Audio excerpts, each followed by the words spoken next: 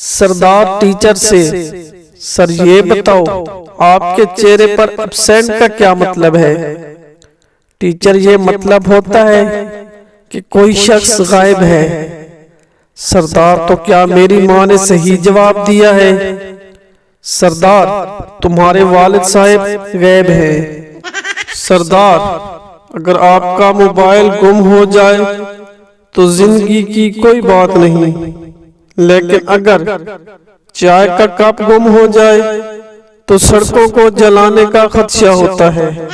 सरदार ने कहा, मैंने एक नई मेडिकल कॉलेज में दाखिला लिया है।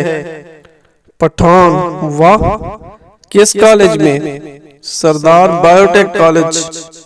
वहाँ के लड़के बहुत खूबसूरत हैं। पठान, तो फिर मुझे भी वहाँ ले दो दाखिला। सरदार ने अपने दोस्त से कहा, मैंने अपनी बीवी को घर से निकाल दिया है। दोस्त, क्यों। सरदार, वो बोलती है कि सरदार बहुत गैरतमंद होते हैं।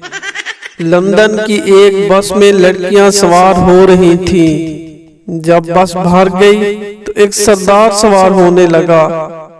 कंडक्टर ने सरदार से कहा, नो मोर, नो मोर। सरदार गुस्से से, साला मोरनियां ते सारियां चढ़ा लईयां ने, हुण मोर आया ते तेन मौत पैंदी है।